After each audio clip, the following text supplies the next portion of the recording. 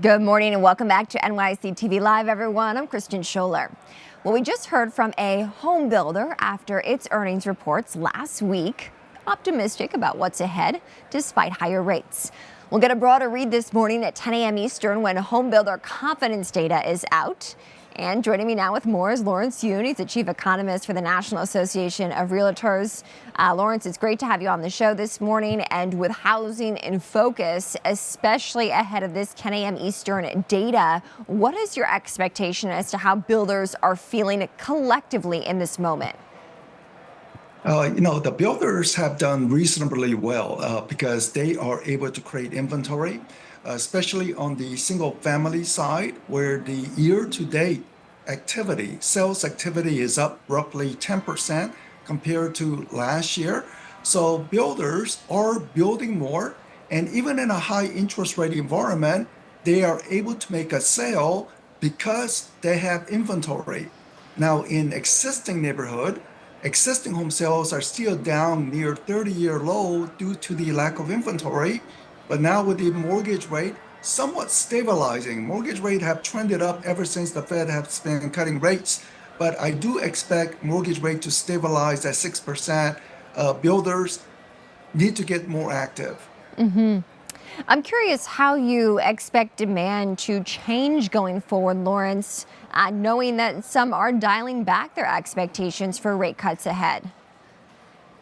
The mortgage rate is one factor that drives affordability, consequently housing demand. The mortgage rates are very important for middle income and slightly below. They are very sensitive to mortgage rate changes. But we also have to remember there are quite sizable number of homeowners who don't have mortgages, and they're just looking for a different home based on life-changing circumstances. And furthermore, economy is generating jobs.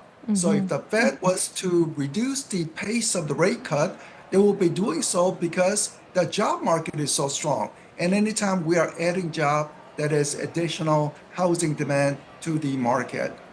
What is your expectation for rates ahead over the course of the next 12 months? I think the Federal Reserve is definitely on pace for 4 additional cuts all the way into 2025. It could be even 6 or 7 rounds of rate cut because the inflation target, I believe, will go towards 2%, their desired rate. And the economy, yeah, it is strong, but there are some weaknesses like household debt, the delinquency rates on the credit card, along with auto debt rising. So that is also raising slight speed bump. So with the Federal Reserve expected to cut more rounds, I expect the mortgage rate to stabilize at around 6%, little above, little below for most of 2025. Now, it's not the 3 and 4%. We're not going to get there, but it is definitely better than near 8% mortgage rate of 1 year ago, or about 7% today. So mortgage rate expected to trend down a little lower from what it is today. Inventory is such a key component of the overall housing story, Lawrence, and I know it's something that you follow closely. So as we make our way through what have been elevated rates, what is the state of housing inventory? The inventory divergence. Builders have sufficient inventory. Their inventory level is around 8 months supply, meaning that there is plentiful inventory. Normally, 4 or 5 months supply would be considered normal, but builders have a little more, and they're not raising prices on the property they are producing.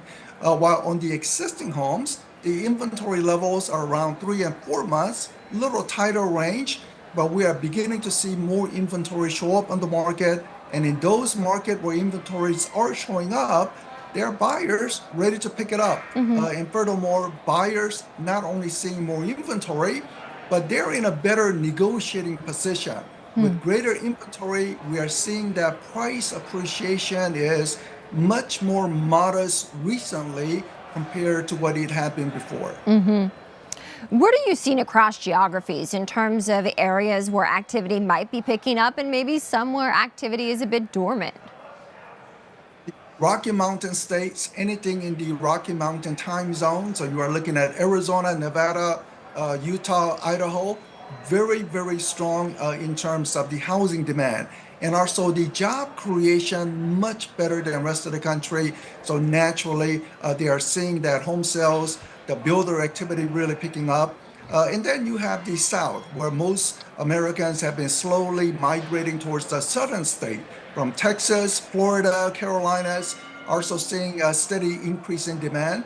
Now, they do have temporarily more supply because home building has been very active in these southern states. In the northeastern states, this is where I think the builders would have better chance of making even greater profit because there's a housing shortage. Builders have not really been active. Consequently, the inventories are very lacking. So if the builders were to go into the northeastern state, New England states, I think they will be even in a better position for more business. What's your advice, Lawrence, to first-time buyers who are trying to navigate this market? For the first time buyers, I think they recognize the American dream of ownership. Certainly, the statistics show vast wealth difference between owners and renters. And therefore, people want to be on their owner side.